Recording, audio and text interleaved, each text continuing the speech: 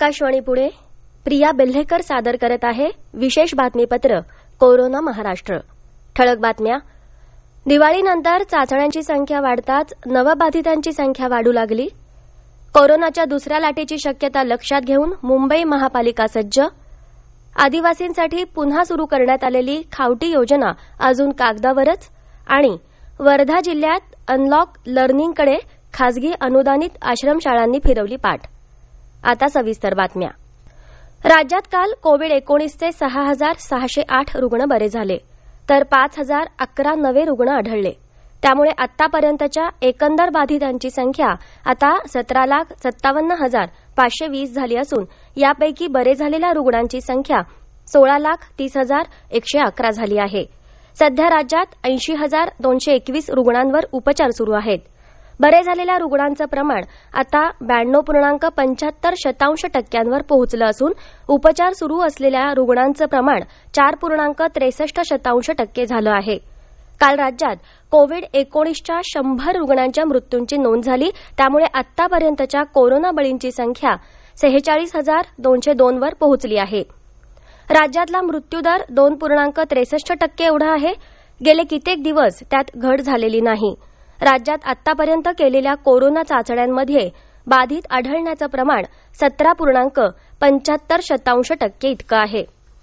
पुणे शहरात दिवाळीपूर्वी कोविड रुग्णांची संख्या झपाट्यानं कमी झाल्याचं चित्र समोर आलं होतं. रोज नव्यानं आढळणाऱ्या कोरोना बाधितांची संख्या घटल्यानं महापालिकेला काही कोविड केअर सेंटर बंद करावी लागली तर अनेक खासगी रुग्णालयांमध्येही इतर रुग्णांसाठी खाटा सोडण्याचा निर्णय घेण्यात आला. दिवाळी झाली, आता काय परिस्थिती आहे याविषयी ऐकूया आमच्या प्रतिनिधीकडून. पुणे शहरात दिवाळीपूर्वी रोज सुमारे 2,500 चाचण्या होत होत्या. त्यात रोज सुमारे 250 रुग्ण सापडत होते. दिवाळीमध्ये चाचण्यांची वेळ कमी केल्यानं रोज सुमारे 1,000 चाचण्या होत होत्या आणि 150 रुग्ण सापडत होते. दिवाळीनंतर काल बुधवारी 2,743 चाचण्या करण्यात आल्या. त्यात 384 रुग्ण सापडले आहेत. पुण्यात मागील महिनाभर नवीन रुग्णांपेक्षा उपचार करून घरी सोडलेल्या रुग्णांची संख्या जास्त होती. पण गेले 2 दिवस चित्र पालटलंय. या 2 दिवसात घरी सोडलेल्या रुग्णांपेक्षा नवीन रुग्ण जास्त आहेत. सणासुदीच्या काळात खरेदीसाठी बाजारपेठांमध्ये नागरिकांनी केलेली गर्दी, गाठीभेटी आणि सुरक्षित शारीरिक अंतर न पाळल्यानं रुग्णसंख्या वाढल्याचं बोललं जातंय. त्याचबरोबर चाचण्यांची संख्या वाढताच नवबाधितांची संख्याही वाढण्यानं लाट ओसरत असल्याचा आभास चाचण्या घटल्यानं तर निर्माण होत नाही ना, अशी शंकाही येते. यापुढच्या काळात रुग्णसंख्या वाढत जाण्याची भीती आरोग्य विभागानं यापूर्वीच व्यक्त केली असून त्या दृष्टीनं तयारीही सुरू केली आहे. शिवराज सणस, आकाशवाणी बातम्यांसाठी पुणे.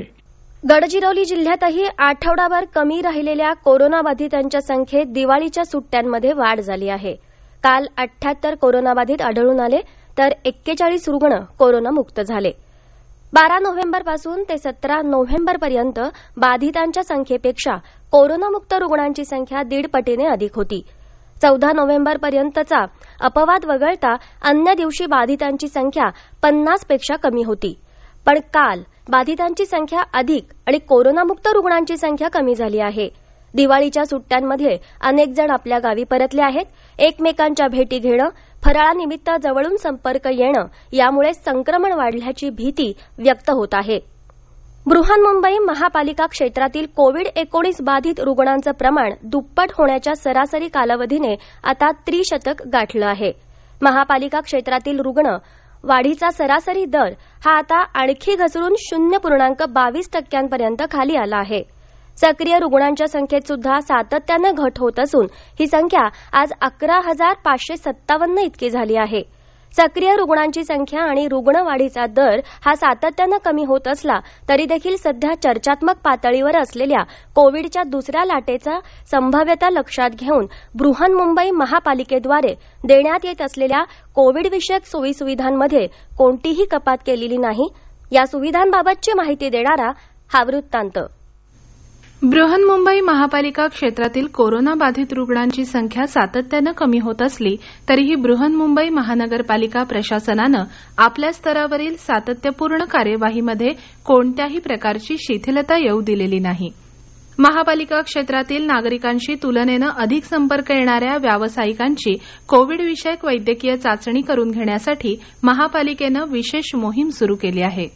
या अंतर्गत विविध दुकानदार, दुकानात, हॉटेलमध्ये काम करणारे कर्मचारी, बेस्टचे चालक वाहक यांची कोविड-विषयक चाचणी नियमितपणे करण्यात येत आहे. या चाचणी दरम्यान बाधित रुग्ण आढळून आल्यास त्यांच्यावर आवश्यक ते वैद्यकीय औषधोपचार करण्यासोबतच त्यांचं विलगीकरण करणं, समुपदेशन करणं इत्यादी कार्यवाही देखील करण्यात येत आहे.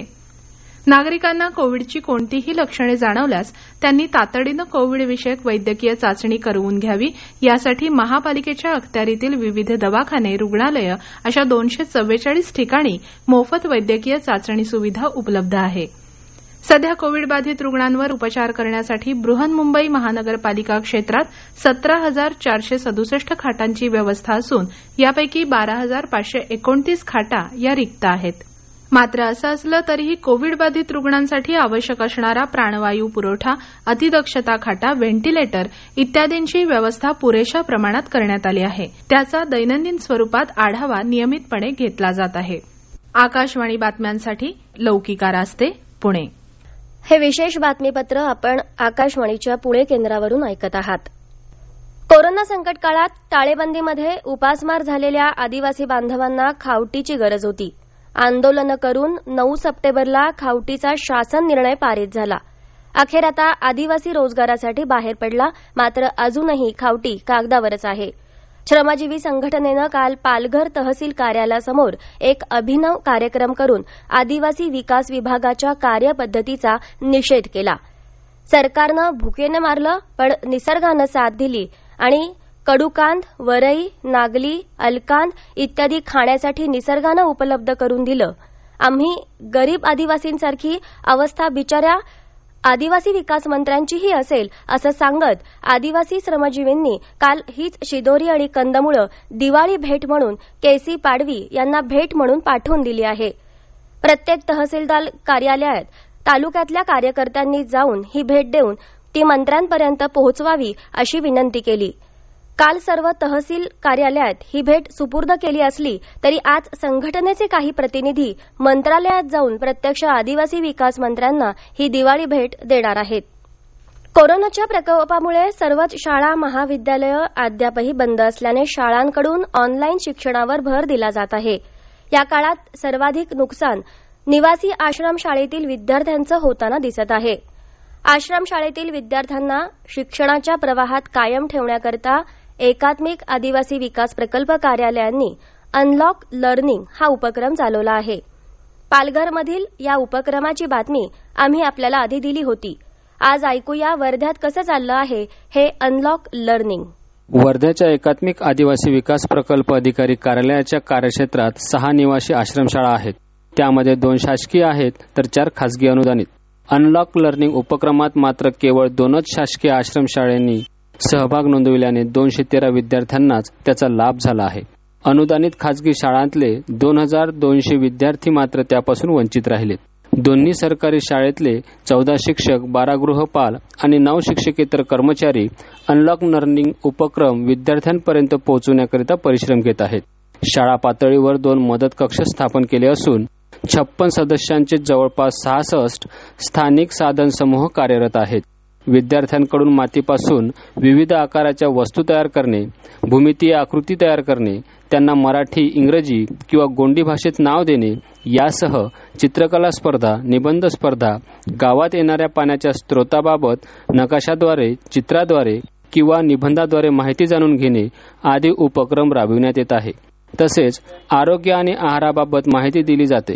सप्टेंबर महिन्यातील पोषण आहार सप्ताह अंतर्गत रानभाज्या, त्या बनवण्याची पद्धत आणि त्यातील जीवनसत्वाची माहितीही देण्यात आली आहे.